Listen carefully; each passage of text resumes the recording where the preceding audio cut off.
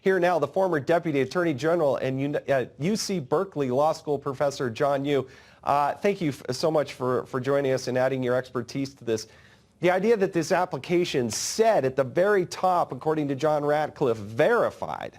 How is that going to play, and how are the courts and the Department of Justice going to be able to justify this when we find out that this dossier was such a fake piece of, garbage? Well, Jason, as you say, Hillary Clinton said this is going to be the start of something. She thinks it's going to be the start of impeachment. But as you point out, what this also is going to be the start of is an investigation of the FBI and the Justice Department officials who used the Steele dossier to, I think, plausibly mislead the FISA court. And if that happened, they would have committed a violation of federal law. They would have misused the federal government's surveillance powers. And those are things that should be investigated because people are going to be, should be held accountable and responsible if they were misusing these powers to spy on an ongoing presidential campaign, which is the whole reason FISA was passed in the first place, was to prevent that from ever happening. Right, because when you go to the FISA court, there's only one side that's presented, and that is the Department of Justice. There is no solicitor or somebody else that's arguing the other side of this. The judge in this particular case is actually looking to the Department of Justice to provide them what it says at the top of the document that we've now learned from John Ratcliffe as verified. So you have the Inspector General, who's supposedly going to conclude in the May-June timeframe. You also have John Huber. We're not quite sure, as the U.S. Attorney in Utah, what he may or may not be doing. But I'm not aware of any precedents here about how the court is going to deal with the potential that they were lied to and given a document that truly was not verified. First, let me say I've practiced before the FISA court. I've seen these applications when I was in the Justice Department. I am absolutely shocked that people at Justice, people at FBI would rely on something so flimsy as the Steele dossier, which, as you pointed out, has been completely repudiated now by the Mueller report. So what can happen?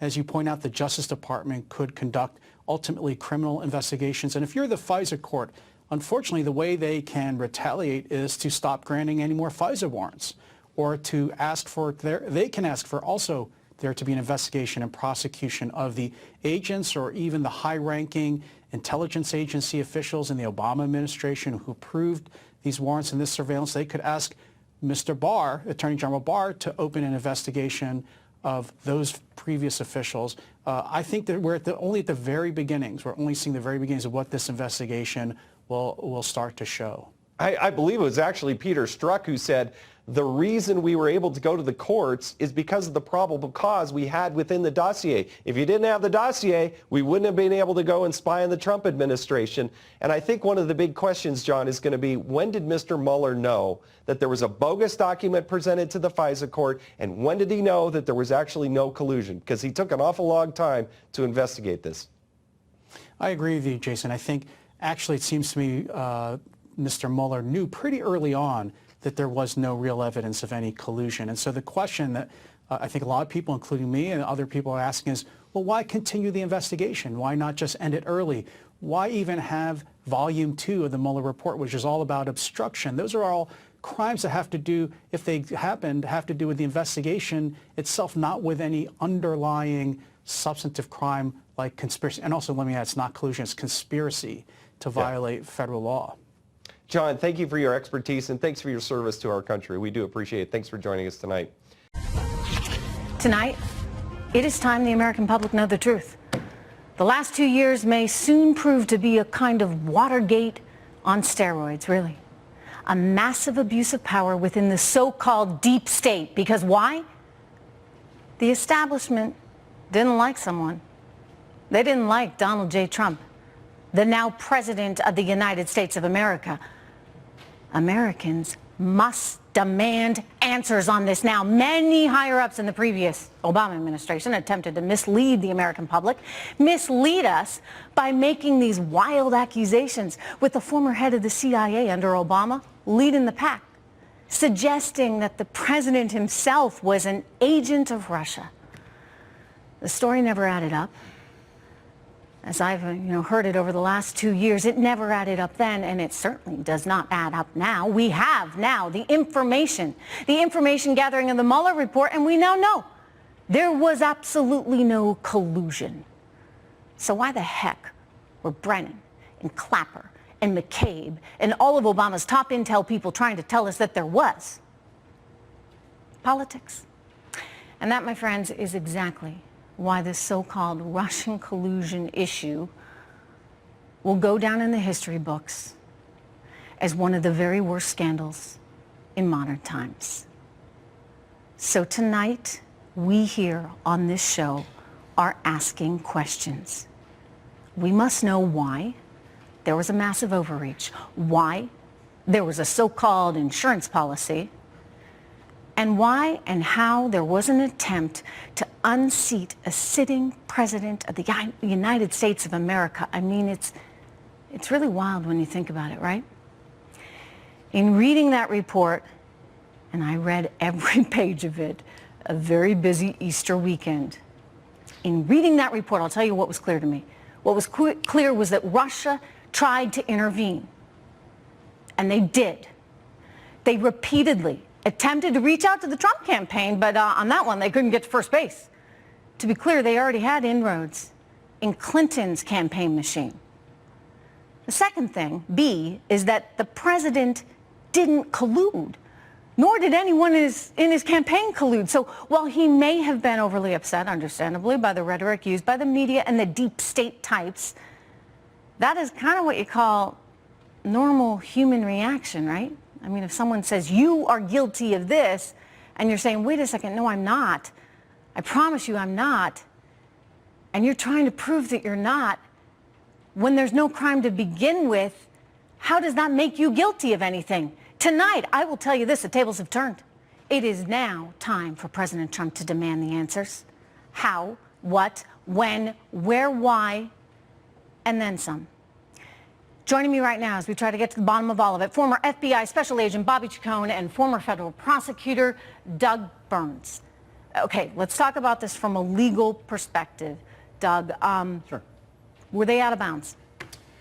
I'm a legal purist, okay? So we went through 2 years every night being told this is definitely a crime. They're going to indict his family members. There may be sealed indictments. There's got to be some accountability. We can't just pivot to the next topic. Now, to answer your question, it's a totally legitimate inquiry now that the special counsel came back and said, no, there wasn't a crime, okay? But he wrote this dime novel for 200 pages about obstructing something that isn't a crime. I know that sounds highly editorial, but it should be editorial. You're the lawyer, I'm not. But I know a lot of lawyers, and I'm a good reporter, and I've talked to a lot of lawyers. And basically, Mueller was out of line by even saying somehow that he had the right to decide innocence or guilt in this thing to begin with.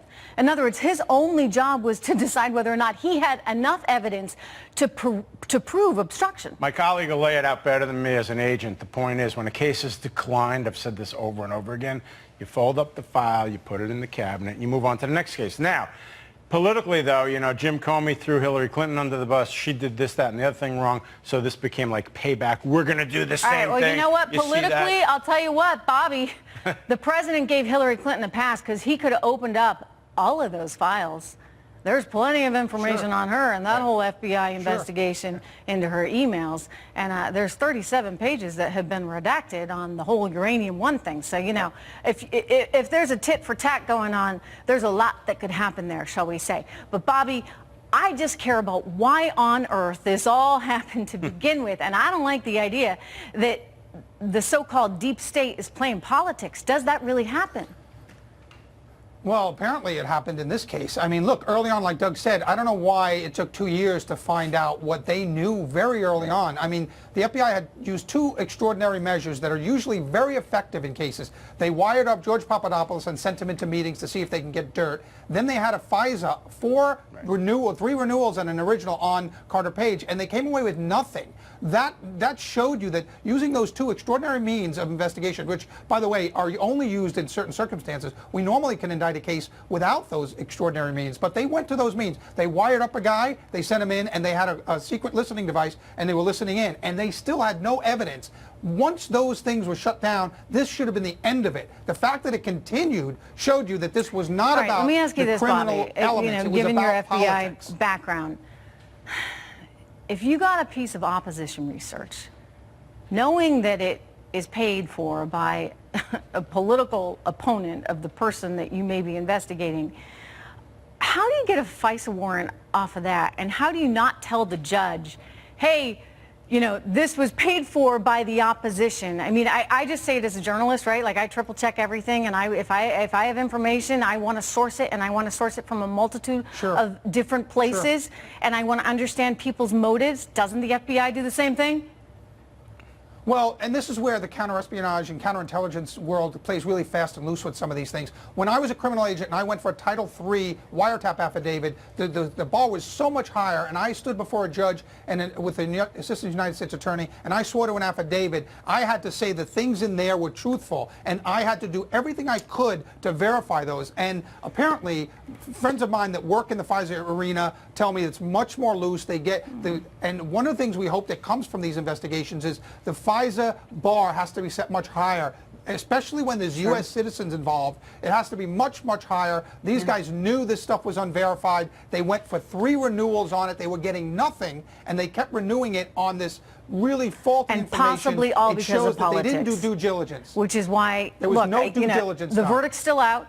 I want an investigation into why this all happened. I mean, we're going to get the IG's report. Hopefully that'll bring some clarity. It's the shoe on the other foot test. I mean, my goodness, when it was in reverse, all you heard was this investigation, the Mueller one, has to run its full course. Everything has to be looked at carefully. Well, excuse me, bring that same exact verbiage to the table now and say, excuse me, there's a bona fide claim about the way this started, what happened with the FISA application and the renewals, and it should be fully investigated so we can figure out what happened. Yeah. I mean, what's good for the goose is good for the gander. Sorry. Americans deserve answers. We do. The president deserves answers, but this is not just about him. It's about every single person in the United States of America that goes to a voting booth with the best of intentions, and to think that some operatives behind the scenes are trying to undo the will of the American people is pretty darn ugly. Bobby, Doug, good to see you guys. Thank you so much. All right.